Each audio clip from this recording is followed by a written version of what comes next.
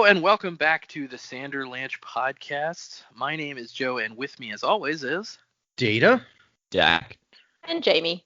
Yes, and we are talking about Mistborn, the Hero of Ages. We are looking over chapters 16 through 20 this week, wherein Spook is burning stuff while he's asleep, which is pretty crazy.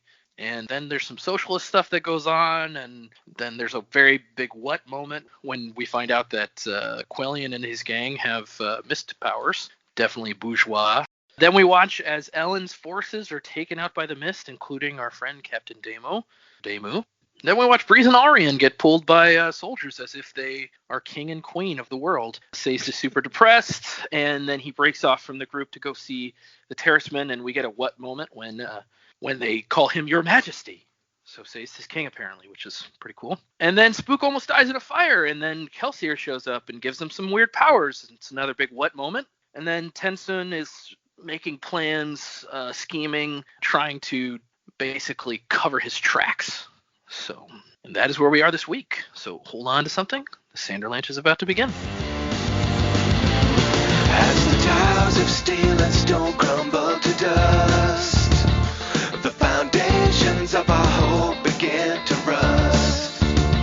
Choking fear, screaming sound, as a reaper comes to ground. You turn to face it down because you must. And when the world starts to burn, at the point of no return, keep a hold of your conviction, tear out the affliction, before the world turns black. Stand up and take it back. Yep, yeah, some interesting and weird things happen in this set of chapters. What did you guys think of these 5 this time chapters? There were some ups, there were some downs. Spook's acting a fool for sure, but then he gets some crazy Kelsier back from the mist kind of powers, I guess. And then we were expecting the Ellen's forces to get hit pretty hard by the mists, and they just gave us a little taste of Sazed going back to the Terracemen. Interesting that they're at the pits of Hathsin, but the way that it's described, I guess it makes sense. Yeah. And I am still most interested in the Tensun story, so I'm ready for that to continue. But overall, these were good. Just a lot of stuff to kind of like. These were chapters was like, well, that just raises further questions. Like we're just gonna have to figure out what's going on because there's weird stuff going on. You've repeatedly predicted that Kelsier was going to show back up, so yeah, as like a joke. But I guess my joking prediction was correct somehow. The Discord chat has lost their mind. Yeah, they're like, he knew he was coming back. He cheated. He ran ahead. No, I don't know. How would I no, I was joking. Anytime I said he was coming back, I thought he was dead. He probably is dead. This is probably some weird spooky mist thing. Sure, spooky mist with Spook. Yeah. Spook's lost a lot of blood, so this is also true.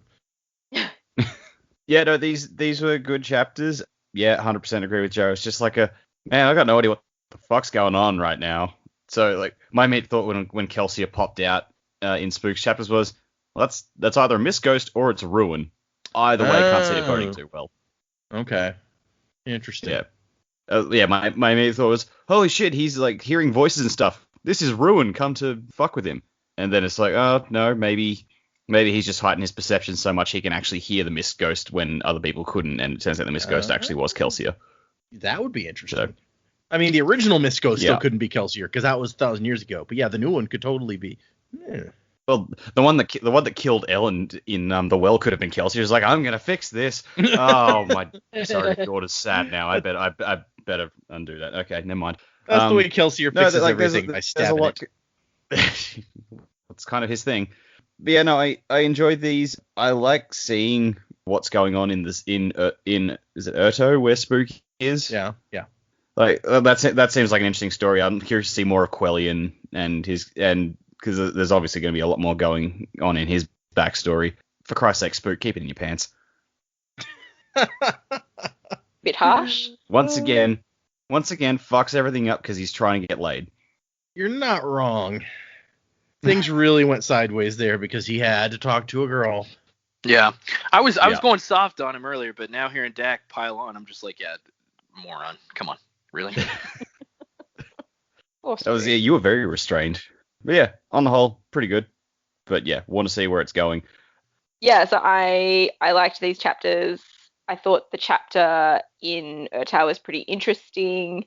Definitely a surprise that there were Allomancers there, given how the citizen feels about noble blood. But I guess it was a shock at first, but now I'm like, doesn't really surprise me because he's being built up to be our villain.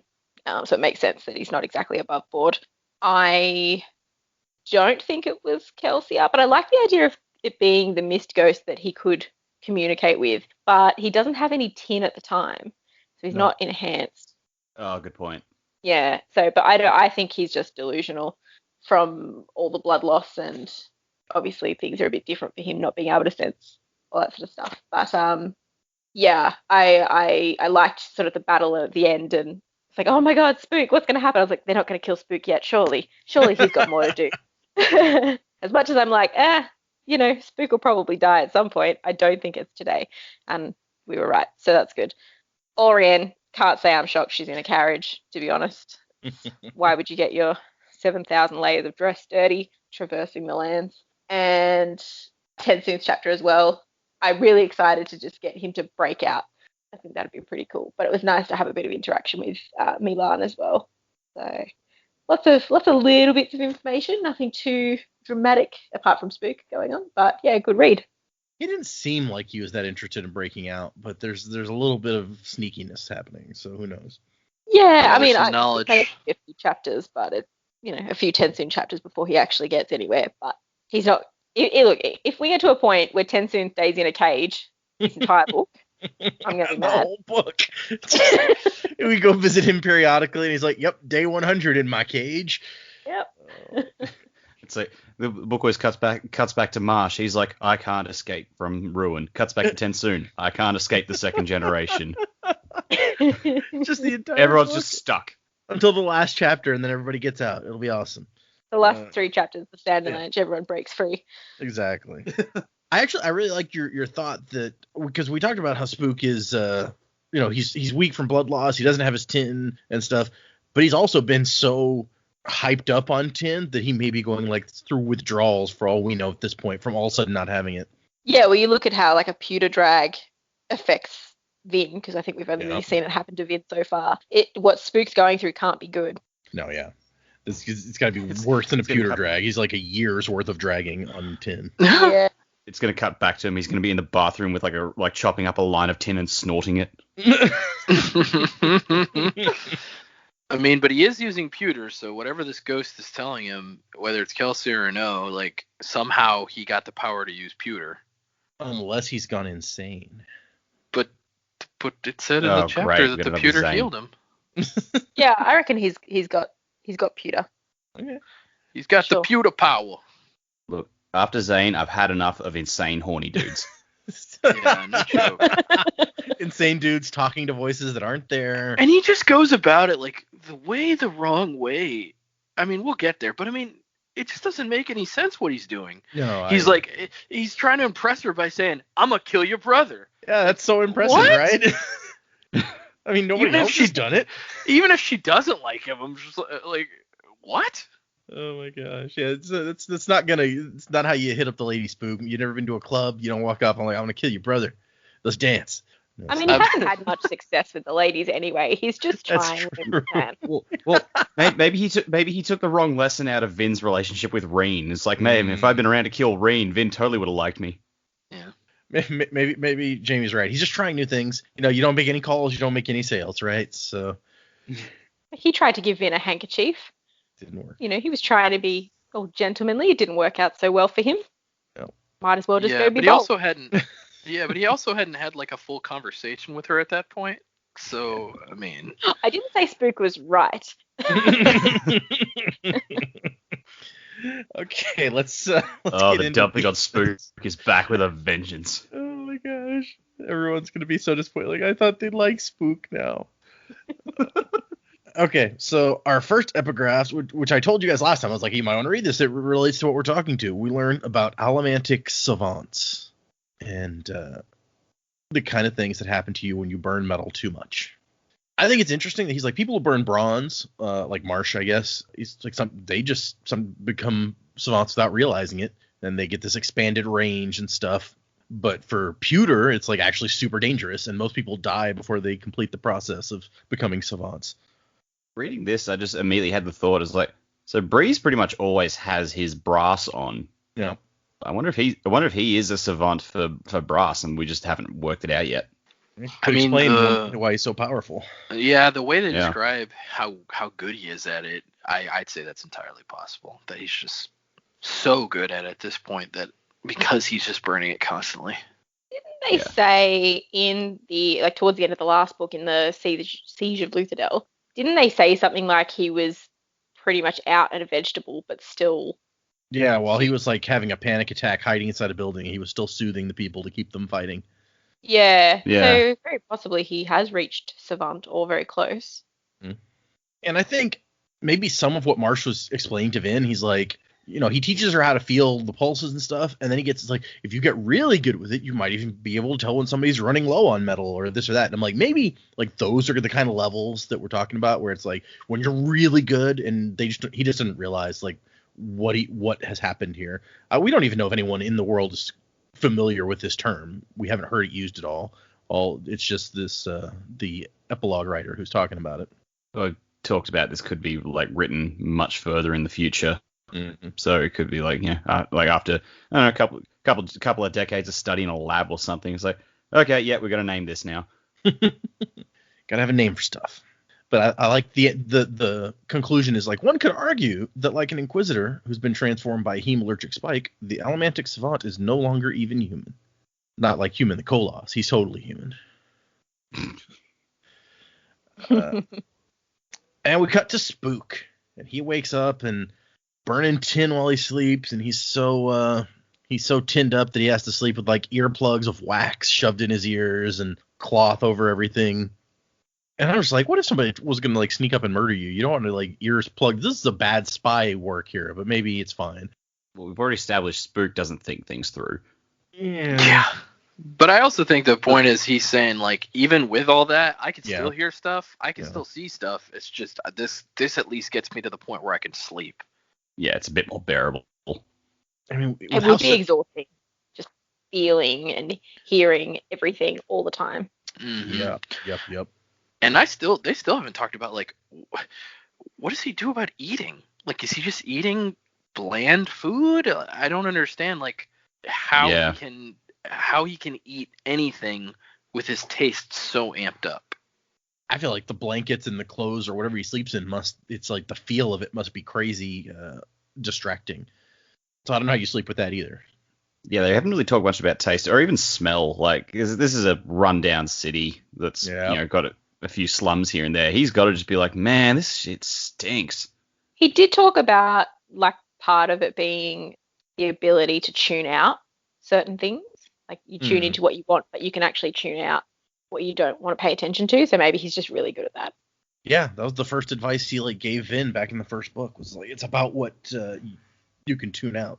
And they do sort of recap that here a bit, but the fact remains he's still like, he's tuning stuff out, but he is still making a point of like trying to wax in the ears so he doesn't have to tune things out. It's done for him. So yeah. We also learned that he apparently is sleeping all day most of the time and coming out at night, which makes sense, I guess, with how ridiculously the sun must really be horrible. And he talks about that because he's got his special glasses that he wraps the cloth around. He invented sunglasses. He did. He invented sunglasses. I mean, sunglasses that only work if you have such amped up senses that you can see through cloth. But still. Yeah. He really invented a welding mask. Yeah, no. That's probably closer to the thing. And he goes out and we meet Dern, who is, I think it says like I forget what the title it gives him is. Spook says that he's like a beggar lord or something like that. He's Lawrence Fishburne from John Wick. Never saw John Wick. Neither did I. He shows up in Lawrence Fishburne shows up in the second one. He's basically like the king of the homeless people. So he was like, hey, remember when we did The Matrix? Can I be in John Wick? And Keanu Reeves was like, yeah, sure. Like John Wick 2 especially was basically just an excuse for Keanu to hang out with like all his buddies. Like, yeah, Peter Stormare from Constantine, Common from whatever that movie he did with Common was. So yeah. Look, Peter Stormare is always good, so it's fine.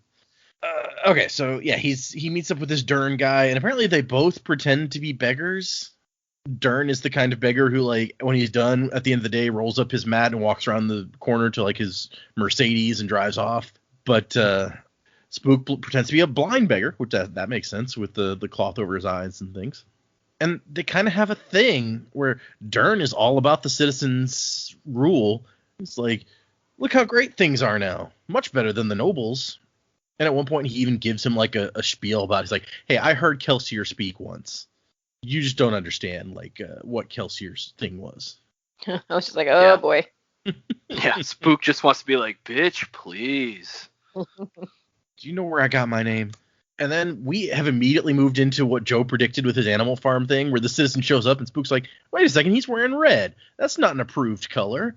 It's like, oh no, it's okay for them now. They're allowed to wear the red. Yep, and then they use the bourgeois noble power at the end of the chapter. It's all coming together now. Yep, totally is Animal Farm. Mistfarm. Well, and the funny thing is, Brandon says in the annotations, he's like, okay, look, my biggest worry about the Spook chapters is the citizen plot with the oppressive peasant regime. This is not new. In history, it's not new. In fiction, it's not new. And I only decided to use it after a great amount of consternation because I worry it's going to come off as cliched. It's difficult to get the balance down between familiar and radically new. And so he's basically like, I tried a lot of different things before I was like, this makes the most sense with like Kelsier's legacy and the way that it all builds into this. This is he tried several different kind of governments. He's like, this is the one that fits best. I just worry that everyone's going to be like, I've seen this a million times. Oh, yeah. I mean, it is cliche. That doesn't mean it's not effective or that it's not even or that it's not good. Like, I enjoy it. But, I mean, yes, I have seen it before. Yeah, it's like Roger Ebert had this quote, which I always come back to in my head. It's like, it's not what something's about, it's how it's about it. So it's like, it doesn't matter if this is a cliche thing that's happened 1,000 times before. If you do it well, it's still good. So, yeah, I think that, we're starting off pretty well here. We don't know where it's going to go, but it's somewhat predictable. I mean, look, if you'd asked me if this guy would, despite his hatred of noblemen, if he would want, like, to secretly have Alamancers working for him, then I'd be like, yeah, no, that's the kind of person that this probably is. But I think the first time I read it, I didn't consider that before it happened either. And I was like, what? It's like, that's cheating. Oh, no, okay, yeah. It makes sense. But Spook has paid Dern for some information, and several times during what's happening, Spook's like, you got to give me more than that. That's not worth the money I paid you. And so they send these people into a house, and the citizen makes this big announcement where he's like, we gave the nobleman a chance to leave. These guys didn't want to. They're not part of our society, so it's time for them to go. And they shove them all in a house, and they light it on fire. It just seems like a wasteful execution method. Yeah. Right? It's like, dude, don't you guys need houses? I mean, what's going on? And it's like, then you got to devote so much time and resources to controlling the fire and make sure it doesn't spread. It is a strange choice. I mean, I get why they're doing it. Dern's hint about counting the skulls pretty much seals it. It's like the people, like, they're not actually executing people in there. They're, throwing bodies in there to make it look like they have, but they're saving the people for some other purpose. Like, and putting them in a house where people can't actually see them die, and then just throwing some remains in there. It's like, obviously, we're pretending we're killing them, but we've got something else in mind. So I don't know what that is yet, but that's got to be what's going on. That's an interesting way to think about it. I thought maybe they were going to be extra skulls in there, like they threw some enemies of the state in there along with people that were actually like noble. Yeah, that's what I was thinking too. We never got around to actually counting the skulls. So yeah, we don't know if there's going to be more than 10 or less than 10 or what the deal is. Spook was a little busy to actually count. Yeah, but I like Dak's theory better because maybe they're like, so if they're noblemen, if they know that they're noble, maybe they've ascertained that these people have mist powers, and maybe there's some kind of Urto plot to sell these mistings to the Inquisitors to make more Inquisitors, like using hemalurgy. Interesting. It makes sense that the Inquisitors would want some more Allomancers. I don't know that they seem like the kind of people who are waiting around to buy them from some random peasants, but yeah, okay. It doesn't even have to be Inquisitors. It could be like anybody who knows about hemalurgy. Like, I want to buy some powers. Get me some That's Allomancers. true. Also, maybe that's how, again, I'm just spitballing. Maybe that's how Quellion and his men got their powers. They're specifically picking people out, and somehow they learned about hemalurgy, and they're doing it on themselves. So yeah, they're not really letting the nobles live. They're just killing them their own way to steal their powers. That would make them slightly less hypocritical. No. Yeah. But I don't know how that would work, because I don't know enough about hemalurgy to understand, like, can you just shove one spike into the body and no one can see it and that works? Or is that a whole thing? Right. Do you need a ceremony? Do you need to dance around under a blood moon? It's, we don't know all the details yet. The only time I think we've actually seen it in use is on somebody who was already an Inquisitor and they were like smashing another spike in there through a terraceman. So, But Spook and Dern have this thing where he's like, Dern's like, yeah, those are noblemen. And Spook's like, dude, their parents might have been noblemen, but these are Ska. He's like, they have noble blood. And Spook's like, dude, we all have noble blood. Like, all you have to do is look back far enough. And Dern's like, no, this is what the survivor wants. And I mean, and still, you always come back to the fact that Dern's not wrong. Kelsier loved killing noblemen. And at one point, he might have even approved of this sort of thing. Of course, it would be extremely hypocritical for Kelsier to execute people because one of their parents happened to have been noble, even though they lived as Ska their whole life, because that's exactly his deal. But, it's interesting that doesn't come up to anyone. It's like Kelsier was Mistborn, so clearly he had noble blood also. But no, we don't talk about it. I guess for him it was more about the Ska way of life and the noble way of life versus their actual bloodline. Right, exactly. Yeah, I mean, what do we get the declaration from Vin in book 1? It's like, you guys may not be nobles, but you live like them. Exactly, yeah. Yeah. And it's like, we reject the noble way of life. That's why we do public executions, kind of like the Lord I hadn't Ruler. even thought of that. Shit. Yeah. Whoops. No, it's just turnabout is fair play. It's like when Coin wants to start the Hunger Games with the children of the capital. Oh, Jesus. I don't know why we went to Hunger Games again. I'm sorry. We just did that like last week. But anyway. Yeah. And also still haven't read all the Hunger Games books. Haven't read them between this week and last week, so I still have no idea for you. what you're talking about. It's fine. I mean, let's be real. You had no intention of doing that. No. I already know the thing that kicks off the book series. Her, spoilers. Her sister dies. Like, I'm like, okay, I know that. I don't really care then. But Donald Sutherland is in the movies, so that's a plus. I love Donald Sutherland. He is pretty great. But this is where we get Dern's like count the skulls. That's how he's going to earn his coin, by creepily being like, count the skulls. And then he leaves. Spook's going to get to a point where there's actually 10 skulls in there, and he's like, yeah, what? Okay, I counted Where's the skulls. my money? Is that supposed to tell me anything? It's like he goes back, he counts the skulls and says, well, they're exactly as many as they were meant to be. Yeah, but how many rib cages were there? No, what the fuck? What? Count the toes. They're selling bones to the Kandra? I don't know. Count the pelvises. Wait, why? Somehow. And the citizen stands up and makes a speech about how the survivor would be proud of you. The ash is a sign from him. It represents the fall of the empire. Yeah, that's just all sorts of wrong. Like, I just want to stand up and be like, no, dude, no, that's incorrect. Yeah, Quellion just kind of landed in Terrace after making that leap. Yeah. Old Terrace or New Terrace? Either way. They're both good. They're both far away from where he is currently. But we find out that, I guess people have been sent out to the fields and are not allowed to come back. Like, this woman's like, can't my grandson come back just for a little while? And he's like, nope, he's needed out in the fields. Maybe someday he can come back. And then apparently Beldry, the sister, smells slightly of perfume, which is also supposed to be forbidden. Bum, bum, bum. And if Spook says it's slightly, it must be like the tiniest hint of perfume that she's using. It's true. Maybe she just is using soap because she took a bath, Spook, okay? Yeah, come on, dude. Don't be a jerk. Like, she actually just picked up the bottle and put it back down again. It's just on like a drop on her fingertips. Right?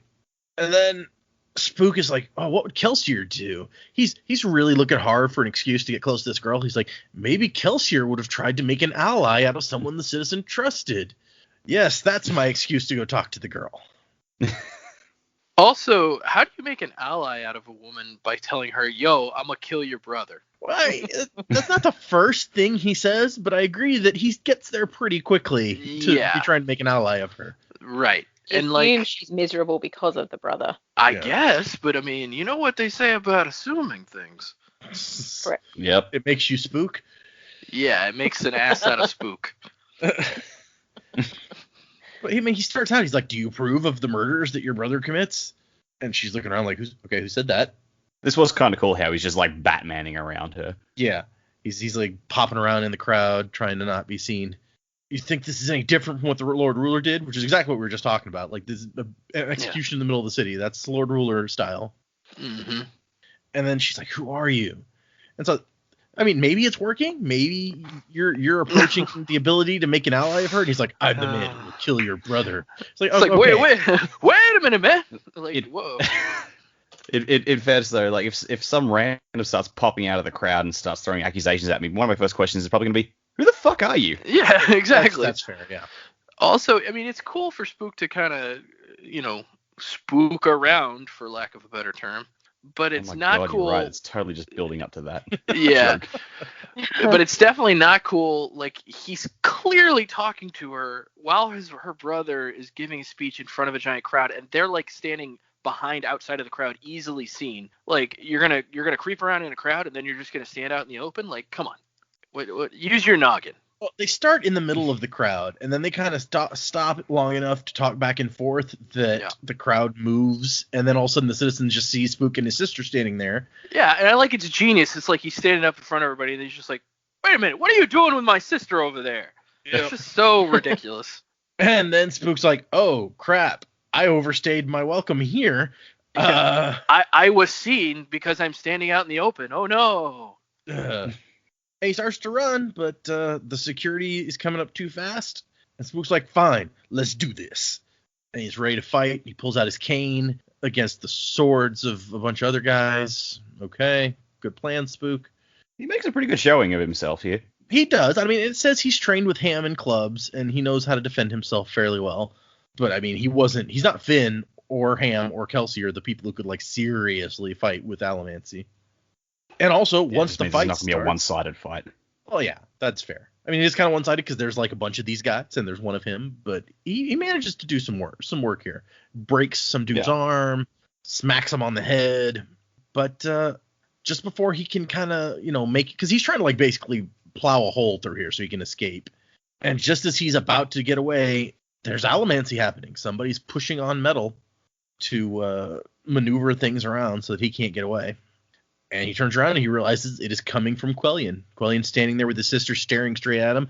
He's got like this concentration thing on his face. He's like, I've seen that before. That's the constipated Allomancy look or whatever.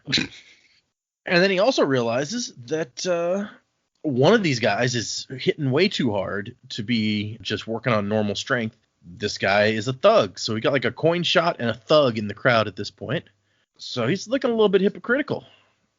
So Quellion's a coin shot, not a lurcher? I think so. Hold on, we go back to when he moves it. No, lurcher is pull with and he is iron, and coin shot is push with steel. Let me see what it says. It says Spook sword froze in the air, and he can't push forward. Somebody was pushing against it, and then he looks around and sees... Yeah, I mean, the result would be the same. Yeah. I didn't remember how it was described. Yeah, it reads to me, because it keeps saying that he pushed capital P against Spook's sword, so it reads to me like he's pushing, but I don't know that it actually says whether he's standing directly in front of Spook or directly behind Spook, so I guess it could be either way still. Okay, and then we get another thug, so there's at least 3 Allomancers here, although one of them doesn't care much about his fellow soldiers, because... while the one thug's body is between him and the other soldier, the other thug stabs through his friend to get to Spook and shoves his sword into Spook's chest, I think it says. No, it goes through the other guy's chest. Into Spook's chest, yeah. It goes through his back into Spook's chest. Ow. And then snaps from the weight of the dead man. So that was fun. And Spook passes out, feeling the blood on his chest. So with his heightened senses from Tin, that's got to be real unpleasant. Oddly, he didn't feel pain. His heightened senses should have made the pain so powerful that it hit. There it is. There it is. It's like, wow, I don't feel a thing. Oh, there. Shit. This should have Did you say knocked me out. The sword snap? Yeah, it says the body of the dead man was a weight that finally snapped the blade. Right, okay, I missed that. Interesting. And then we cut to our next epigraph, which is about the microbes, the ash-eating microbes, and enhanced plants. So Rashek got better and better with the power during the very short time he held it. It says just a matter of minutes that Rashek had the power, and he went from being an ignorant child who pushed the planet too close to the sun to an adult who could create ash mounts to finally a mature artisan who could develop plants and creatures for specific purposes. But this also tells us pretty explicitly that it was Preservation's power that he was using, because it says it shows his mindset during his time with Preservation's power. Under its influence, he was in protective mode. Instead of trying to go back and undo stuff, he was working to fix the problems that he just caused reactively. So we talked about whether he had Preservation power, Ruin power, or something else entirely, and this definitely indicates that he's working with Preservation power. Yeah. Well, I think it indicates that he's worked with both, right? Like one he used to destroy, to like move stuff around and like create the ash mounts, and the other one he used to fix all the stuff he'd just done. At least that's the way it reads to me. Yeah. Okay. Yeah, it says he used Preservation's power. It doesn't say he didn't use Ruins. It's true, yeah. Yeah, all it says is during his time with Preservation's power, he had this mindset. So yeah, okay. And then here's the Elend and Damu chapter where they're hanging out. They're gonna expose their people to the mist, and he's out here. He's like, "Be strong, everyone." And he's explaining why they need to do this, which we've already had the explanation. So whatever. And they get into a discussion about the survivor and the Church of the Survivor. And Damu's like, you don't have to keep pretending to believe if you don't want to. And Ellen's like, no, I promised I was gonna be part of the church. I'm part of the church. And Damu's not real comfortable with it. He's just like, okay, but I mean, if you don't really believe, I don't know that the survivor would want you like. Yeah. It's just like, if you don't believe, yeah. Yeah. It's like, if you're just gonna fake it to use the church for your benefit, like, I don't know that that's cool. And I don't know that Ellen assuages those feelings exactly. He's like, I don't really know what I believe, Damu. I mean, not in the Lord Ruler, but having something's good, right? It's just, he has the best line. He's like, well, my last god was killed by the woman I eventually married, who you claim is a religious figure, but she spurns your devotion. And then Damon's like, yep, okay, good point. Yeah, Ellen's god got killed by his wife, and then his dad got killed by his wife. So who's next? Jeez. Yeah, let's also not forget his brother was killed by his wife. That's true. Two of his brothers were killed by his wife. They never possibly found more. out about the head explodey one. Yeah, I guess that's true, but we know. All of those Alamancers at that fight were his half siblings. Yeah, but I don't think she killed all of them. I think she only, like, some of them were taken out by like Set's people or something. I don't remember. But anyway, many siblings and dad and things have been lost to his wife.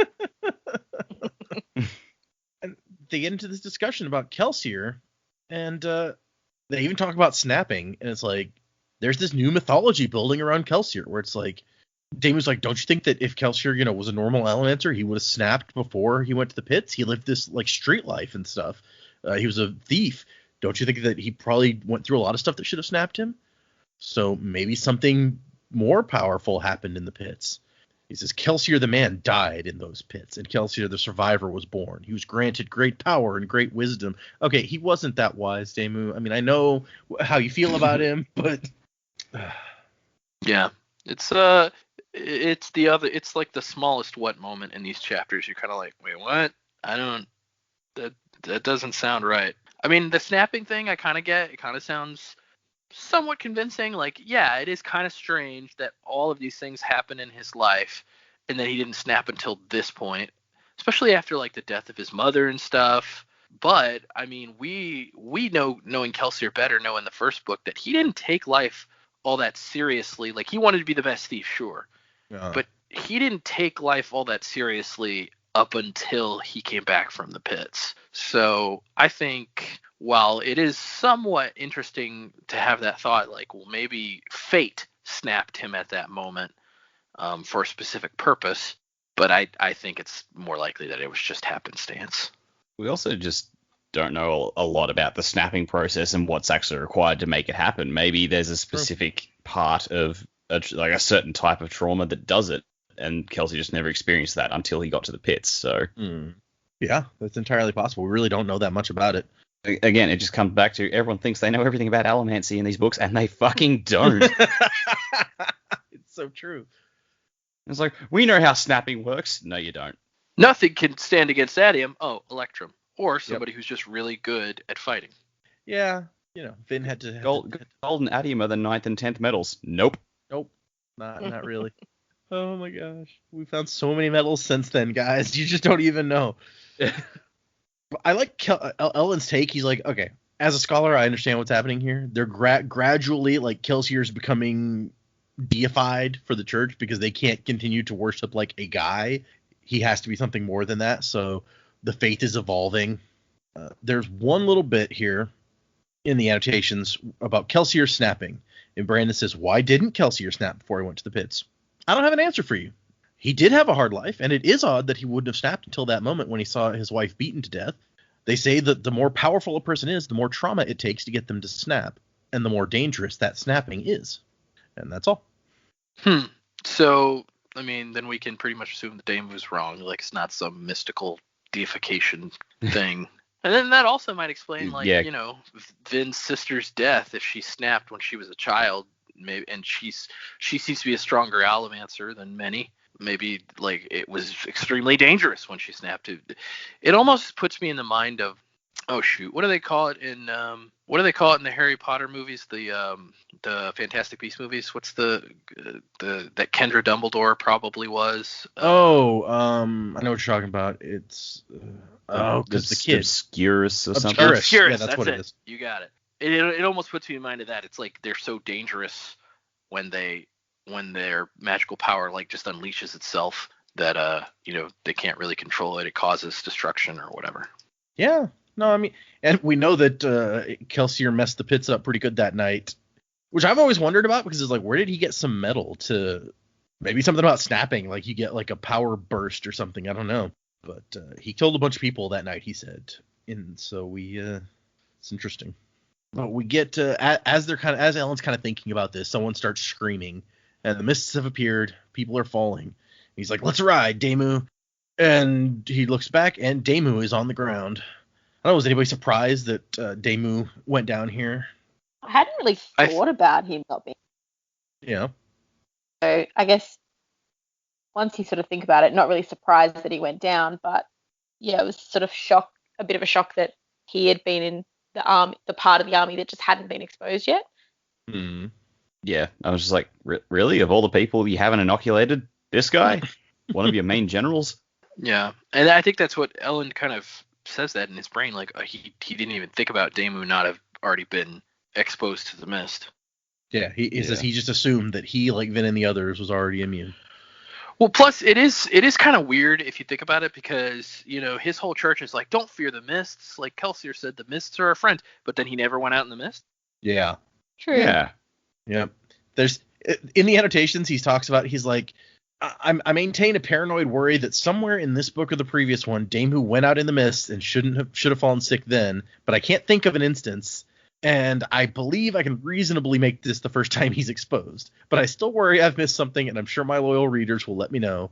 And then there's a note. It's like, okay, he would have had to have gone out in the mist after they started killing people, which happened when Vin approached the Well of Ascension. By way of trivia, the mist changed the very moment the full power of the well returned to be drawn again. So anytime Damu went out before that wouldn't have made sense. Yeah. But then, yeah, also, like, what I said, like, he's one of the church's most devout followers, but he's like, yeah, I don't want to go in the mist. I guess maybe since the end of the last book, they've been so go with military stuff, he may not have been doing, his nighttime mist sermons or whatever. Yeah, I think it's a little bit weird, but it also works just because it's like now it's somebody that we know that has gotten this sickness, shows so the it threat. kind of hits you. But that's the end of that chapter. And the ash continued to fall. The next epigraph It's is okay. Rush. Kelsey sent that, apparently. Yeah. It's all Kelsier. It's about the fall of the Empire. Yeah. The ash is fine. The ashes are Kelsey friend, made the you can't volcano. Oh, kiss a Jesus hummingbird. Christ. Yes, Kelsier. Exactly. Yeah. Somehow he made volcanoes, even though they've been around for 1,000 years. It's whatever. Okay, Rashek didn't solve all the world's problem. In fact, he created a new thing with each thing he did fix. But he was clever enough that subsequent problems were smaller than the ones before it. He did save the world. True, the near destruction was his fault in the first place, but he did an admirable job, all things considered. At least he didn't release ruin to the world as we did. That's fair. Yeah. So it's like retroactively we're making Rashek into Doctor Doom. Also, Sazed, I'm assuming this is Sazed is still, I'm still under the assumption that Sazed is the writer of these epigraphs. He's being very generous by saying we, because we all know it was one person that that let ruin out. Yeah, I mean, if it was, if Sazed is the one writing it, Sazed was trying to stop it at the time. He's like trying to get there to be like, no, wait, maybe we should rethink this. Yeah, but like then he'll take that on board as like, I failed to stop them, therefore some of this is my fault, because of course he does. But he did tell her the last time he saw her to like go to the Well of Ascension or whatever before she and Ellen left. So maybe, I mean, he did encourage it. Yeah. It's kind of just like, yes, go to the Well of Ascension, and then later on he's like, I didn't think you'd actually find it. That's exactly what he went. That's his thing. He's like, I gave you a fake map. How did you find the real one? Yeah, it's like, was it the South Park episode where Kyle's parents told him like he had to bring peace to some troubled country or something before they'd let him go to a concert, so he went out and did that. Oh yeah, and then they still don't let him go. They still didn't let him go. Or the episode of The Simpsons where Bart tries to not hit the bird, and then and he's like, "Wow, you got it even with the crooked sight. Way to go, killer." Oh Jesus. Oh. We cut to Sazed, and they're releasing his horse because they can no longer. It's the last of the horses, I guess, and they have to just set it free because they can't give it. They don't have enough food to give him anymore. And they're like, "Oh, that's kind of sad. You think it's gonna survive?" And Sazed's like, "Yeah, probably." And Breeze is like, "Hey, you want to ride with us?" Because he and Alrianne are in the carriage that, because there are no more horses, is pulled by soldiers now. And another soldier holds a parasol over Breeze's head as he gets in. Yeah, as if we needed another reason to hate Alrianne. Here it is. Oh goodness. And Sazed is still just think all the bad thoughts, looking through his religion portfolio. But as they get into the Central Dominance, there's fields and farmers, and Sazed and Gordell have kind of an interesting conversation where they're both looking at these farmers and thinking very different thoughts. Because Gorodil keeps showing up. He's the captain of their expedition, I guess. Well, he was such a minor soldier. Like, he only showed up at the end of the first book. He showed up once looking at the wells in the second book. Yep. And now he's back again. I was like, how do you keep finding yourself in these people's orbit? You're just like, it's not like Damu where he was a captain. No. I'll tell you how, Dak. It's because he's named after one of Brandon's friends. Wait, is that this guy? No. I think that he said there were several. I don't know if this guy is one of them. Yeah, I don't remember if this guy's one of them. I'm pretty, but there are a few. Like, I think Damu was one that's named after in some way a friend, and there was the guy from the Set's Keep last time. Yeah, Wallen, that's the guy. I'm gonna have to look it up. Hold on. Gordell, Mistborn. We're gonna find out. It'll say in his wiki entry if it's one of those. Yes, Gordell is based on Richard Gordon, a friend of Brandon. Okay. There you go. I like we got a little bit of insight into this guy though. He's like, yeah, I joined the army. My parents disowned me. Wasn't a great day. Yeah. Well, I mean, and we knew that from the first book that like the people who join the Lord Ruler's forces, they're not looked on well by other Ska. They're like traitors. So Gordell's like one of the guards of the Lord Ruler's palace. That's got to be even worse than just a regular old soldier. Yeah. The impression I got when it's like, oh, we're learning a bit more about Gordell. Is this because Damu just died and we need like another supporting Ska soldier to be our friend? You don't know that Damu's dead. We don't know that he's not dead. True. Schrodinger's Damu. It's funny because I think the next chapter we're gonna read for next week, I think the very first line answers the question of whether or not Damu died. If I remember. Damu is dead. We buried him in the ground. But Sazed looks out at all these farmers, and he sees like that their lives haven't really changed much since the fall of the Final Empire. They're still out in the fields, sweeping ash off of plants so they can survive. And Gordell sees it exactly the opposite, where he's like, this is awesome. Like, they're so happy now. They're working for themselves and to feed their family, not for, like, the nobles with whips and shit. Yeah, it's very much like in history where indentured servants then get, like, homesteads. Yeah.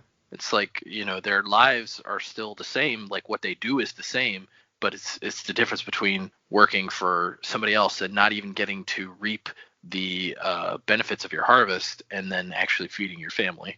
Yeah, it makes a big difference to the people doing the work. Sazed is not in a position to see that, and he's also kind of depressed, so you can understand why he's kind of glass half empty on this. Yeah. And then they decide they're going to stop at Luthadel for supplies. At least everyone else is. Sazed has somewhere else he wants to go. I like Gordell just nods, doesn't ask Sazed what's up, where he's going. Just like, all right, you do your thing. Just a total you do you moment.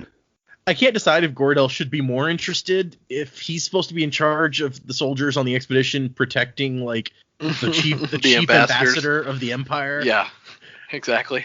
I think he's probably just like, well, it's not my place to tell the ambassador he can't go somewhere. Yeah, probably. In his head, he's just like, I saw this guy Hulk out and punch a Koloss in the face. I'm gonna let him go. He'll be fine. He's fine. Later they get stopped by like some inquisitors and they're like, if this is a diplomatic mission, then where is the ambassador? And they're like, well, we have Breeze, and they're like, yeah, whatever. Where's the terraceman? The inquisitors probably would be looking for the terraceman, actually. That's Yeah. Nobody Also, wants. I feel like the inquisitors stop you to talk. You're already doing a lot better. I was gonna say, yeah. If it wouldn't be like the scene where Darth Vader wants to know where the ambassador is. It would be like the scene from Rogue One where Darth Vader slices in and cuts up everyone on his way. Well, if they're being completely controlled by Ruin may be a little bit more subtle about it, but probably not. I guess we don't know really. Yeah. Man, now I just want that to happen. Some tattooed guy is just pointing at him like over and over. It's like, where is the ambassador? Well, all the obligators had tattoos, so Norden could do it if you really want someone to do it. Yeah, Norden's not an Inquisitor, though, isn't he? He's an Obligator. That's what I said. All the obligators had tattoos. Oh, I thought you said Inquisitor. No. Yeah, I mean, I guess, but Norden's on the good team, so, he's not going to be all finger pointy and be like, where is he? Maybe they'll send him into Fadrex City so he can do that. Yeah, exactly. Norden's going to be the ambassador. That's probably a bad thing. Yeah. It's not going to last long. Is it any worse than sending Orion? Well, tomatoes. Yeah. But yeah, Sazed is headed for the pits of Hathsin, where we find out the Terrace people have settled after we saw them retreating from the Terrace dominance in the last book. Or as I like to call it, New Terrace. New. You're now just Neil. Whoa. But yeah, so there was already infrastructure here because of the hundreds of slaves and all the people who had to guard, the soldiers and everyone else who was stationed here during the Final Empire. So there's buildings and places for people to live, make food, all that stuff. So it seemed like a place the terrorists could go and kind of rule themselves. And they could do what they've always done, which is they are herds people. They have sheep and stuff. A hardy, short-legged breed of sheep is hanging around eating whatever grass or stuff they can find. I just imagine like sheep that look like corgis since they're so short-legged. I have a corgi, so Jeez. Whenever I hear stubby legs, I just think of corgis. Nice. Man, roast lamb sounds good right now.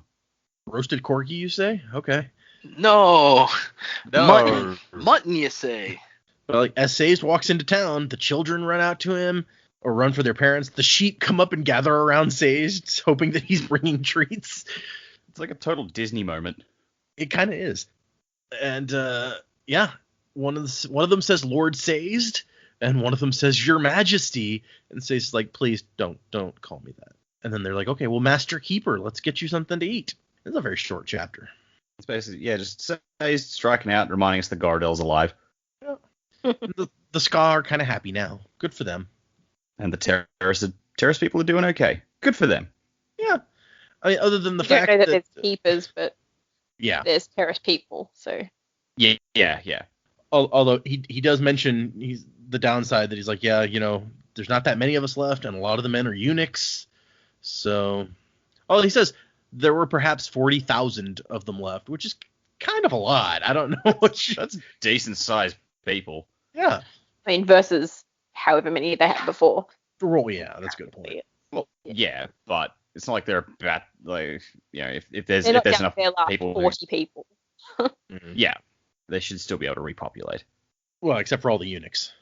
Well, I mean, how many of them are eunuchs and how many of them aren't? It's not specific. Does it say about they're that. mostly eunuchs? It says a good say many of the men were eunuchs, is what it says. Okay. So let's I don't just know what say a good let's say many is. 50%. Let's say 50%. So with Okay, that's 20,000 whole people, you think you could repopulate? Well, the women probably aren't eunuchs, so you would have 20,000 women and 10,000 men who could breed, theoretically. Yeah, depending Yeah, on you can the make a few ratio of men generations to out of women. that. So every male gets 2 wives, and Mhm. they're good. Gotcha. Anyway, that sounds really How do really we sexist to get say here? that out loud, but it's math is what it was. It wasn't. Yeah. We're Yeah. these are fictional characters. Come on. So next chapter, the epigraph this is the one that I accidentally spoiled earlier because I thought it was mentioned somewhere else, but it's like the ash was black and it probably should not have been because most ash is like gray or white when it comes from volcanoes, but this was specially designed ash. And he's like, or maybe it was just Ruin's power. Well, I feel like a darker color makes sense if you're trying to like block out harsh sunlight and Yeah. everything like that. Ash will blot out the sun. That was the point of the ash, was to reflect the sunlight. So yeah, that Yeah. makes sense. So we cut back to This Spook. is just their way of going on to Breeze about when Breeze is complaining. It's like, why make it black? That's such a boring color. And it's like, there was a reason, damn it. Yeah. Don't insult the Lord Ruler's fashion sense. He had a good reason for the black. Oh, he's spinning in his grave. Oh, that's an interesting. Somewhere in the annotations in the very first book, when the Lord Ruler shows up, he's wearing like black and white. And of course, I didn't read it in the annotations at the time, but it was Brandon says that it was because he was showing that he was both ruin and preservation, and that's why he was chose this style of. Anyway, random fun fact about the Lord Ruler's fashion sense, since we were on the subject. What did they do with his body? That's an excellent question. It had grown super old, and yeah, I don't know. They gave it to Wakandra. For some reason, I heard they gave it to Wakanda, and I was like, Wakanda. Yeah. Lord Ruler's in Wakanda forever. that would have been a thing. Wakanda forever? Sorry. Chadwick Boseman, good guy. R.I.P. Okay, random voice says, "Get up, Spook! Get up, Spook! You need to get up."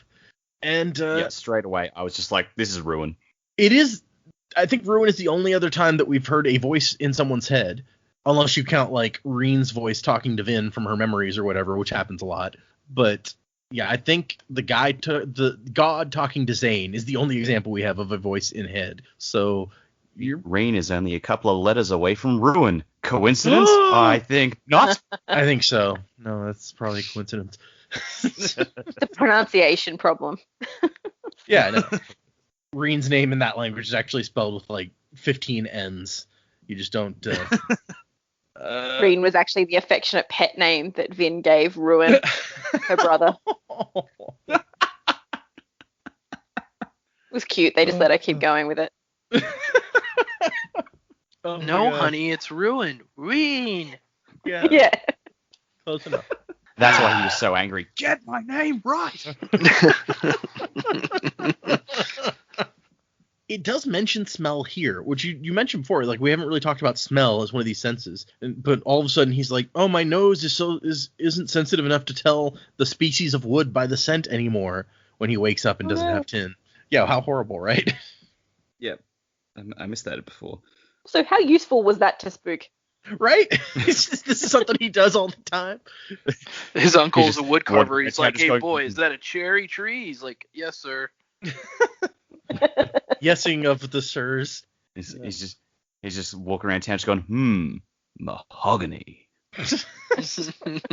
Mahogany. But he wakes up, and it's like he was in a room. He knows that much. When his shoulder hurts, the wound had not been cared for, where the sword pierced him near the shoulder. Yeah, I'm sure they took care of your wound before throwing you in here. In fact, Give him some medicine? Sure, then let's burn him. Of course, he doesn't know at this point that they're going to burn him, so, But it's like his whole left arm doesn't work correctly because he's been stabbed near there, so that's not good. And the voice is telling him, you've lost a lot of blood, you're going to die soon, even if the flames don't get you. And Spook's like, wait a second, flames? And the voice, it's interesting because an argument could be made, like I said, that Spook is just going insane and is hearing voices for that reason. He's in shock. Bad things are happening. But the voice seems to know things that he doesn't, such as, don't look for your pouch of tin, they took that. And also the flames thing. He doesn't know about the flames until the voice tells him. Well, he thinks he doesn't know about it because he thinks he can't smell anything, but surely he can smell something. That's true. So maybe subconsciously he knows. Yeah. And he realizes that he's in a nice house, a nobleman's house, and they are burning it down. I guess that's why they're burning these buildings, because they were noblemen's houses, and you can't have regular people living in noblemen's houses now. It still seems like, if you just demolish the building, you can still use the wood and the parts for other more productive things. Anyway, I'm overthinking this. Noble materials. We don't use that. Yeah, that's too fancy wood. Got to burn that down. And the voice tells him to crawl, and he starts crawling. He's like, no, not towards the flames. Think, Spook. Dumbass. Yeah, and this was the point at which I got an inkling, like, that seems like the way that Kelsier would talk to Spook, or anyone. Like, I kind of had an inkling, like, is this Kelsier? What's going on? Who is this? The voice tells him the windows are boarded shut. He needs to go out the other door, go down to the second room on the left, and Spook's just, like, crawling and doing whatever the voice says. Like, I've heard this voice before. Why do I want to do what it says? Is it a woman? That would explain a lot. So. Yeah, it's actually just Baldra, and he's just, like, super into her.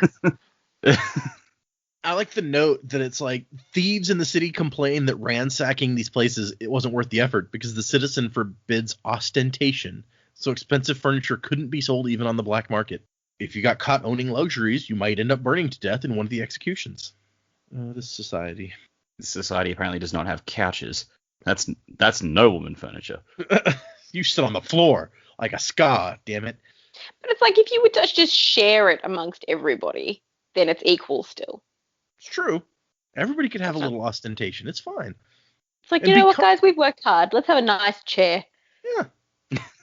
It's such... Spook's, like, barely conscious, so that it's just some weird conversations happening where the voice says, go to the desk, and Spook goes, I'm dead. And the voice is like, no, you're not. Go to the desk. Wait, what? I'm not dead? All right, if you say so. And then he sees a figure, a shadow of a person. And he's like, you? And he finds some metal in there. He's like, oh, sweet Georgia Brown, some tin. I'm going to swallow this down. Yeah. And I want to say here for the record, if I saw Kelsier, who I believe to be dead, I would not say you. I would say Kelsier. It's like the CinemaSins videos where somebody says something. He's like, this guy's playing the pronoun game to force the other guy to ask who he's talking about. Yeah, exactly. But he drinks it down. He's like, wait, this isn't tin. Useless. And the voice is like, no. Or the figure, rather. It's like, burn it, Spook. It's like, but it's not tin. No, the guy who owned this house was not a tin eye. Burn it anyway. I was like, do I have to spell it out for you? Wasn't with the burn, man. That's what I should have said. Yeah, Spook's just a real... But I mean, to be fair, it's like he doesn't know he can burn pewter yet. No, why would you think that? Yeah. And also, then he's groggy as shit from working up from blood. Yeah. Ghost Kelsier or hallucination, whatever you want to call him, then just says something really interesting where I'm like, wait a minute. Now we're speaking Khandra here. What's happening? I've given you the blessing of pewter, Spook. That does sound like a Khandra thing. That's not exactly the words they use. Kelsier's bones. Yep, somebody showed up with Kelsier's bones. We do know that the Khandra had it, or had them. Like, bones are more than one thing, but And maybe we've had the discussion before, but I'm wondering if someone else could use those bones now that Orsor's the one who ate the body, and now Orsor's dead. So would anyone else know enough to use the bones to look like Kelsier?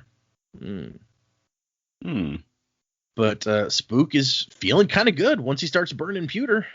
He's like, oh, hey, I can move. The heat's not bothering me anymore. This is kind of good. I didn't give you pewter just so you could live, Spook.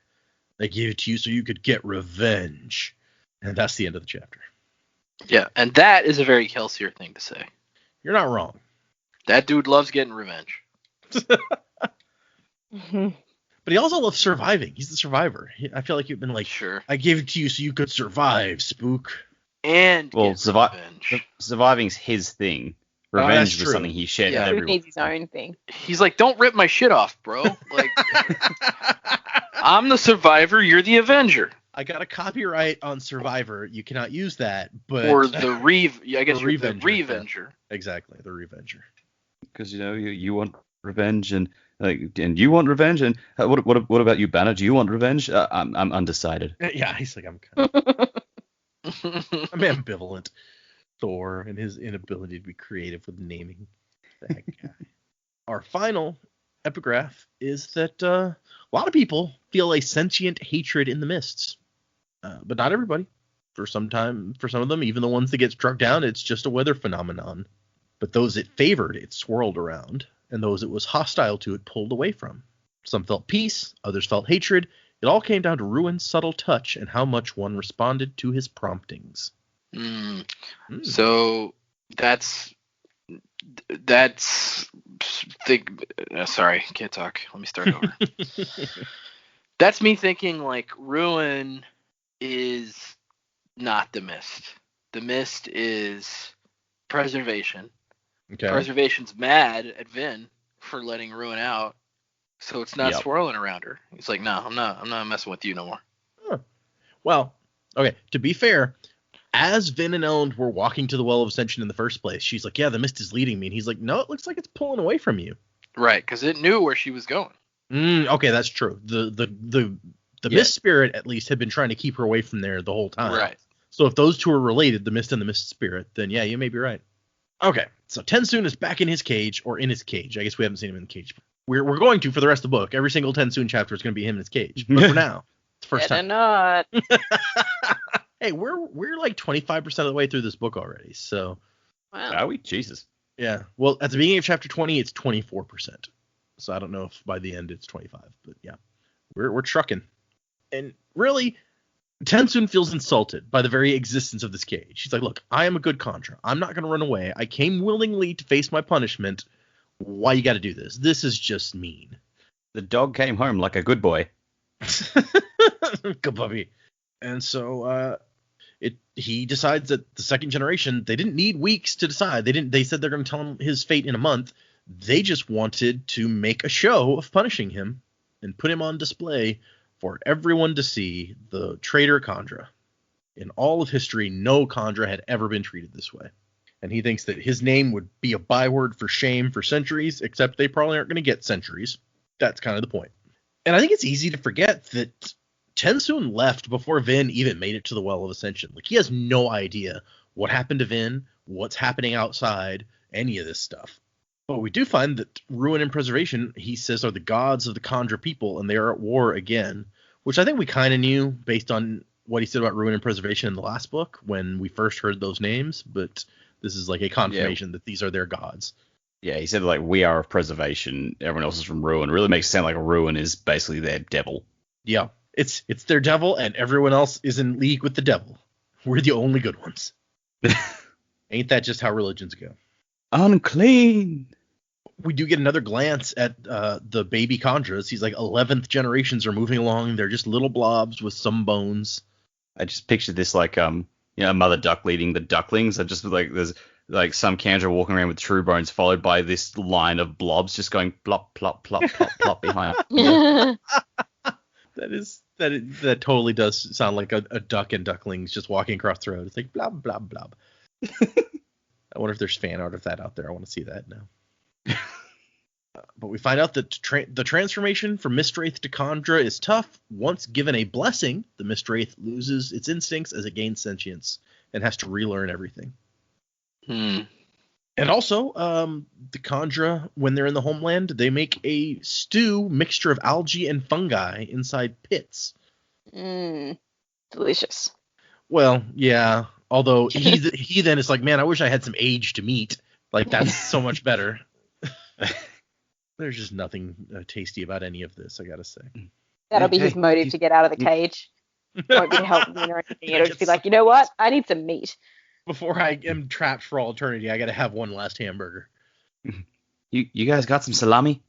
And in the annotations, Brandon says, so yeah, they cultivate a mixture of algae and fungus, and yes, they can survive on this. No, it does not taste very good, but it doesn't need light to grow.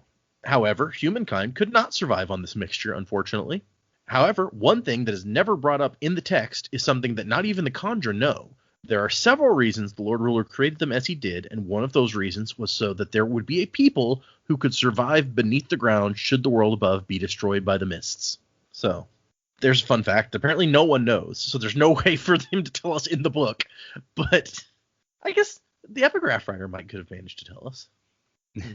So, turns out, like, Rashek was experimenting with worm people and somehow got the Kandra. Blobs, worms, whatever. Yeah. Worms are kind of blobs that have just been stretched out. It says they created the Kandra, but we know now that the Kandra transformed into Kandra from Mistwraiths. So did he create the Mistwraiths? I don't know. Okay. Well, Tenzin says that the Mistwraiths aren't sentient, so maybe the Mistwraiths already existed, and he used his power of preservation to create the blessings, which is apparently what grants them sentience. Maybe in that way he created them. Yeah, that makes sense. I mean, maybe the same way he created Inquisitors from people is, it's just Mistwraiths into Kandra. Oops, yeah. I just sent a heart. I mean, yeah, the sentience thing, I don't know. It's just weird because I'm like, how, and we just don't know enough yet. Like, how did the Kandra bless themselves with stuff? And why is the Lord Ruler being dead make it to where they can't have more generations? Was he continuously bequeathing them blessings somehow? I'm confused. Yeah. As much as we're learning, there's still so much we don't know. And so as he sits there in his cage, he's like, watching his people pass by. It says the 4th and 5th generations come up to spit at the ground in front of him to show their devotion to the seconds. Yeah, super dick move. And the 6th and 7th come up to just like shake their heads and have pity on him. And here comes Meilon to be like, dude, Tensoon. He's like, go away. This is the bit where a couple of episodes ago, like there was an annotation where Brandon talked about Meilon and her relationship to Tensoon and said, yeah, I couldn't figure out where to put that in the book. Right here. It would fit so well right here. It would have made so much sense right there, huh? Yeah. It's like, why is this girl so interested in helping him out? Well, here, let me tell you a story. Gonna listen to a story about a man named Jib. A man named Tensoon. A Kandra named Tensoon. Yeah. I'll call him Tenny for short. Yeah. Blob Gold, Kandra tea. Aged meat. He discovered a source of aged meat and got rich among the Kandra. But Meilon is here to be like, just like a rotting carcass. It's a crate dragon. Nice. Good reference. But Meilon's like, they shouldn't be able to do this to you. You're nearly as old as they and far more wise. And he's like, no, shut up. The 2nd generation are in charge. And she's like, they don't gotta be in charge. He's like, dude, no, shut up. It's like, we're not humans with their rebellions and upheavals.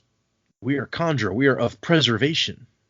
And she brings him some news that, like, ash is cloaking the land and the mists come during the day to kill crops and people. Ruin has returned. And he's like, oh, crap.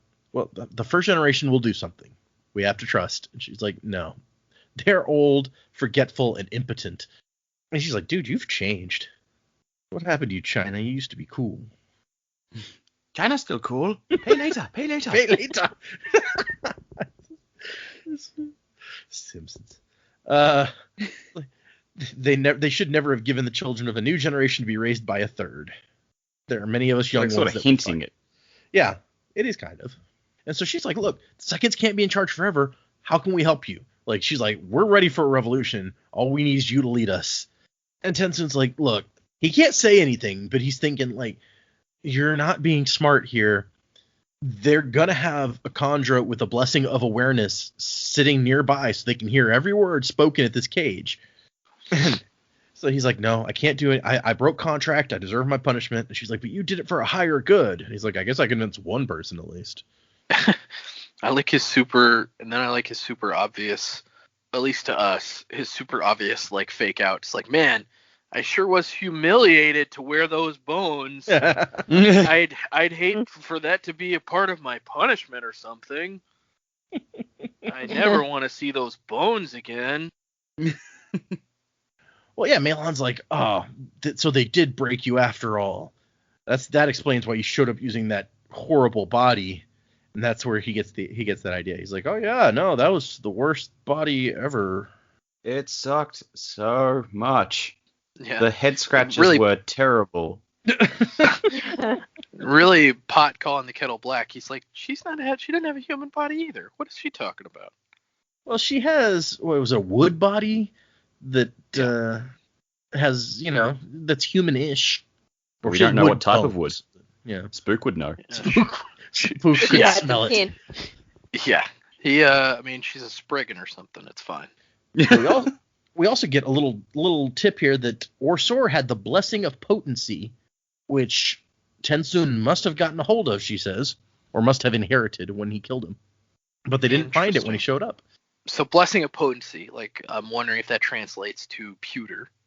Well, she says, you want us to bring it so that you can fight, so it would be something fighty for sure, it sounds like.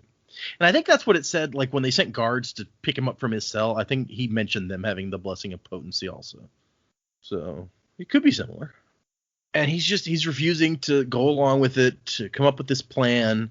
And after he lets the thing slip about the dog bones, he's just like, just leave me alone. I won't be a rebel against my own people. We're not humans. Just go. She's like, you were once the greatest of us. And he's thinking to himself, not really. I mean, I've become the greatest criminal in our history, but mostly by accident.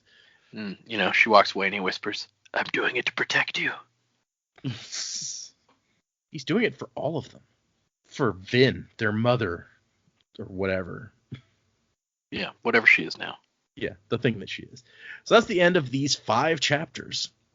And so you probably noted, like I said, that several of those were quite short, which is why we did 5.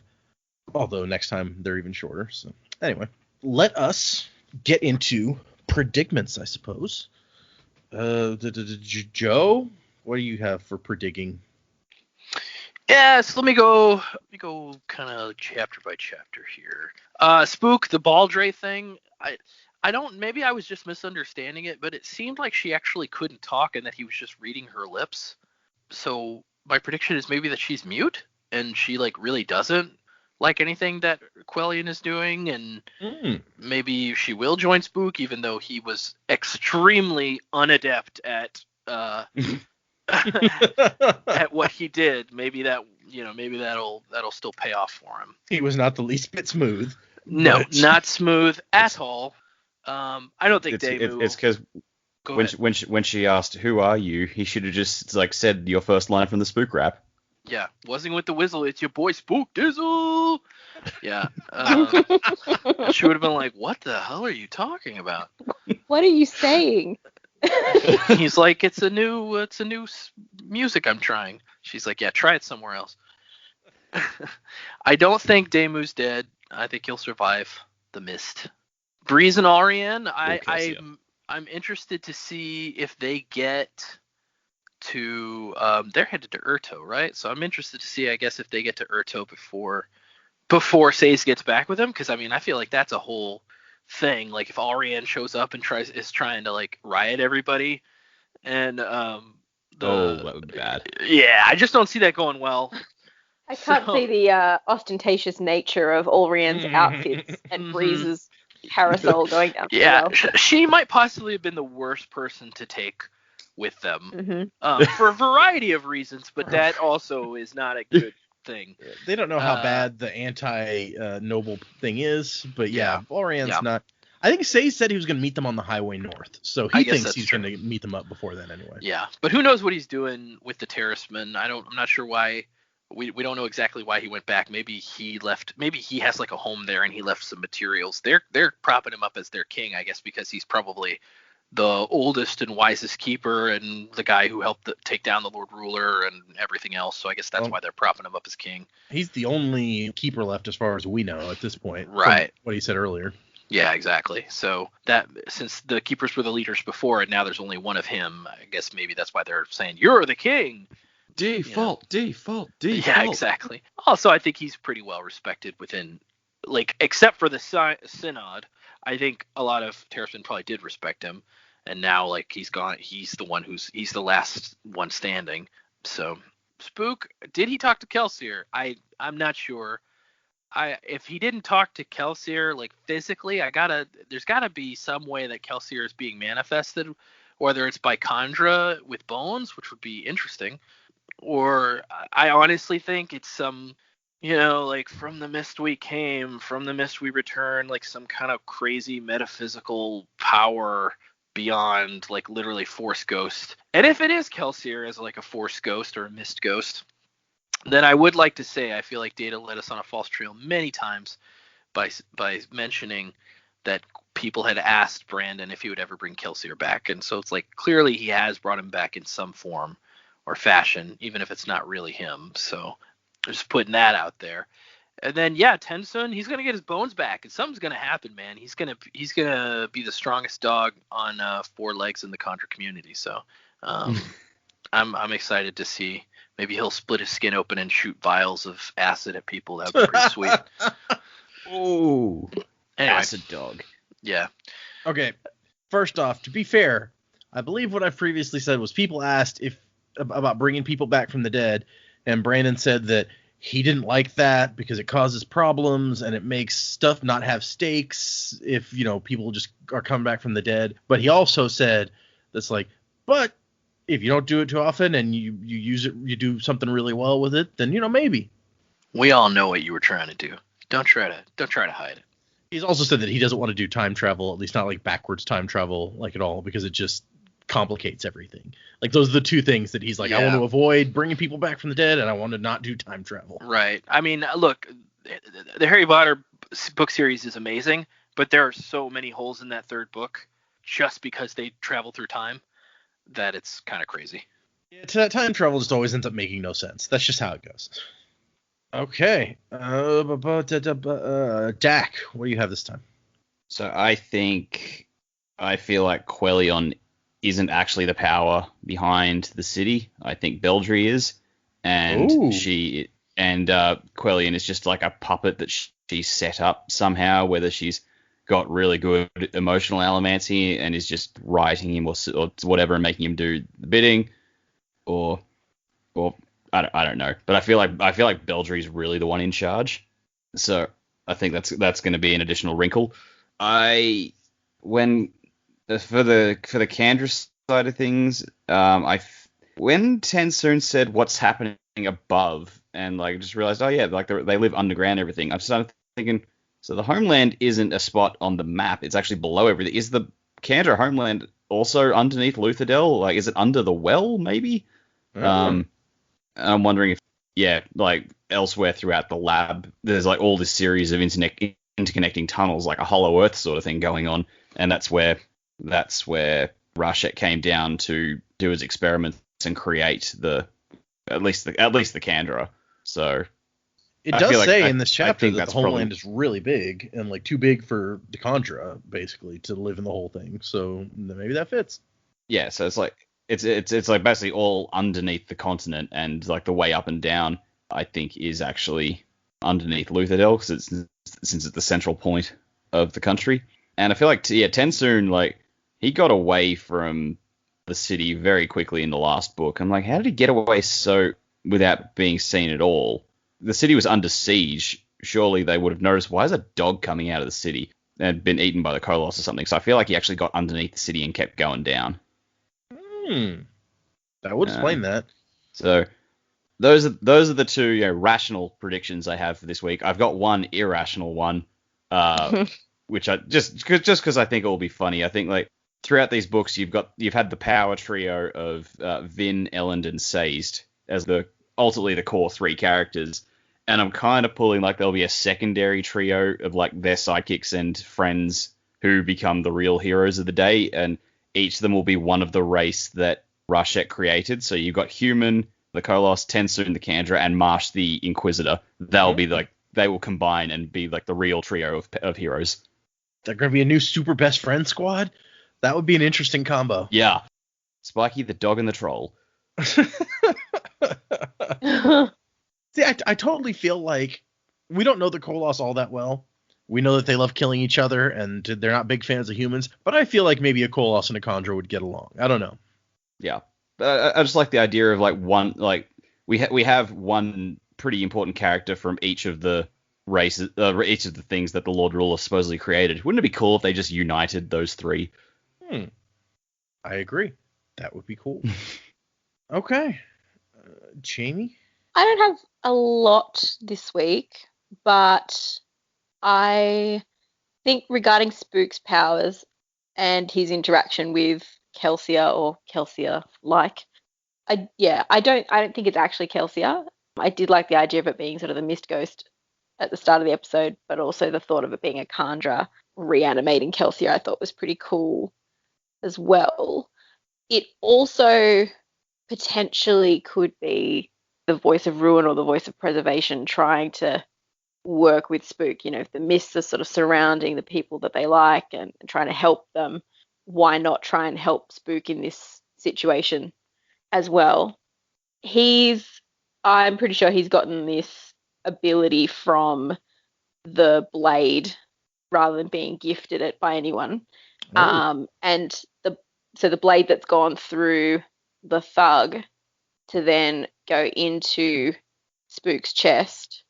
I'd missed that the blade had broken, but if a bit is broken off and is still in him, it's sort of the same as putting another spike into an Inquisitor. So I think. Oh shit, you're right. Yeah, I thought you'd got me when I was reading the chapters earlier, and I was like, I knew the him allergy. I didn't have a clue what you were talking about. No. I'm just like, You probably think, okay, that was kind of a weird thing, but I'm just gonna. Yeah, so whether Spook will figure out that that's how he's gotten the power, and maybe his desire to be so much more useful than he feels he is, maybe he'll look for more power, or maybe he won't figure it out. But this could be sort of how the rest of the team start to figure out what's actually happening and like how Inquisitors are made and all that sort of stuff. So it's probably going to be our introduction to the rest of the team. This form of metal magic. So in terms of something actually gifting it to him, maybe it's not, a spirit gifting it to him. He's got it this way, and something's trying to tell him that he's actually got this ability now. It'd be interesting to see if Elend had a similar experience when he was then ingesting the metal at the well. Did something sort of tell him he had it, or was it was instinct and just, maybe it's different for everybody. When you snap, do you feel like something's talking to you and sort of guiding you through it? Who knows? But yeah, that's kind of all I got. Well, it's interesting because I think that you were the one who said either last week or the week before that's like maybe somebody on the crew is going to end up getting hemalurgical powers, and you thought that Spook was the most likely candidate to like maybe even willingly like take some of these Inquisitor powers. Yeah, I didn't sort of see it as a he'd sort of get caught in fight and accidentally get them. Whoops, I accidentally got superpowers. My bad. Yeah, but I mean, what does this open up for anyone else that is already, like, do you already have to be a misting to be able to do this? Or could they literally go around and effectively make another army of mistings or Mistborn? Like, if you get all of them, can you still burn all of them? Also, the person that the spike, or in this case the sword, runs through, do they have to die for you to get their power? And does the does the metal that delivers it actually have to be made of a specific metal to do it? So we've got a lot to learn, but I think this is all kind of lined up really nicely for Spook. And in this case, it saved his life, which is Right. That's a good awesome for Spook. Spook's the Inquisitor now. Cool. So to answer at least one question, in the epigraph before chapter 13, the epigraph writer says, "It is not a coincidence, I believe, that death is always involved in the transfer of powers via hemalurgy." Yeah, okay. So yeah, you wouldn't then give all of those powers to your army because you would have to kill a whole bunch of Mistings to make that happen. Yeah. That's really interesting. Yeah, he got sorted. Imagine accident if that's what it was. If he's accidentally picked up some superpowers without even understanding what happened. Or even the people who did it understanding. No, yeah, like none of them, you wouldn't think, did it on purpose if they did it, right? Why would they tried to burn him to death afterwards? Right. So it seems unlikely that somebody was intentional. And then he comes out as like, you thought you killed me, but you made me stronger. Yeah. But then also, like, if I'm somehow right and they are using hemalurgy on like by taking Mistings and then giving themselves powers, it's kind of like ironic that's like, oh, we've been doing that to pump ourselves up, but we just made this guy stronger. Yeah, I guess that actually brings up a good question, because it's like, if your theory is right, and it's like these are not actual noblemen, these are people who they killed some noblemen and took their powers, then that thug would have been somebody who got powers via hemalurgy. Is it possible to like then take the powers from him that same way by stabbing him through the heart or whatever and to give them to someone else? Or would you just need to like take the spike that he already has? Or could you then stab an Inquisitor through into somebody else and give them all the Inquisitor powers? Like all the powers. Or and what if all the extra spikes that Marsh now has are like other Inquisitors were stabbed through to give him those spikes, and he gets like ultra Inquisitor powers each time he gets stabbed through with another Inquisitor's powers. So like Super Saiyan Blue. Got it. Yeah, like they're just stacking that shit. Well, it's like in that early fight scene when the Inquisitor was stabbing at Ellen with a spike. That's like he's trying to get all of Ellen's powers as well. It's like, gimme. Ooh, yeah, maybe. Yeah, it's gonna take his powers. I thought he maybe be getting tried to control by Ruin, but yeah, that sounds interesting as well. This hemalurgy thing's freaky. We don't know what's going on. Like anybody could be stabbing anybody to take their shit. What are the rules? Yeah, that's the thing. It's like we learned the rules of Allomancy pretty early on, and then we kind of got a handle on Feruchemy more or less in the first book, but this one is very mysterious still. The only person we know who really knows how it works is Marsh, and he's not really talking right now. No, not telling anybody. All he said was that it's messy, which, yeah, it would be. Anyway, we got 2 emails this week, and both of them are based on Joe's plea to the audience. Tell us what you think of Breeze and Orian's relationship. Oh, nice. God. So Sasha says, I don't really have strong feelings about Orian or her relationships one way or the other. She's a bit annoying, but I don't feel the seething hatred for her that the rest of the cast does. So she goes on with some spoilery stuff. That's the main response to Joe's request. We'll table that and come back to it. Yeah. And the other one is from Angela 2. And Angela says, here are my thoughts on the Breeze and Orian relationship. I feel like they should have a cutesy name, but I have nothing. Okay, that's good. Hold on, I can do it. All Breeze. No, that's kind of... no. Allrees. No. Balrian. Nope. Brienne. Brienne. We did it. Or Breeze's real name is like, his last name is Ladrian, so maybe like Ladrian. Or Ladrian? Brienne's way better. That just sounds like something Sylvester Stallone would yell in Rocky. Ladrian! What about Zian? I feel like Breeze's name, you gotta have the Z in there. I mean, I guess. I think Brienne's great. Okay. Joe's got his choice. Anyway, Angela says, I'm not the biggest fan of either of these characters, but I do like this relationship in the sense that I feel like they deserve each other. I know that we've seen Breeze is not as shallow as he seems and does try to use his allomancy for good and to help out his friends. However, we've also seen both use their allomancy for very petty reasons with few qualms. Neither seem to have a ton of depth and are very simple in not wanting to give up much up if it means losing the finer things in life. I 100% agree with you guys that I would love to see more stories about the Khandra from Brandon. Marsh would be pretty awesome one to get more on too, since he seems to fall off the face of the planet. Yeah, in that last book especially. It would be very interesting to hear more about the lives of the Inquisitors and whatever it is he gets up to. Thank you as always for a fun show to listen to. I'm so excited for you guys to get to the end of the series and hear everyone's reactions. Wasing to the time of next, Angela 2.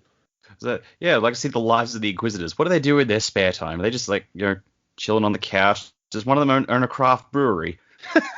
We talked about Carr and his wife going to dinner with the Lord Ruler. It was very, now that I think about it, that whole skit that you guys did of that was very the first episode of WandaVision where the boss and his wife are coming for dinner. Oh, yes.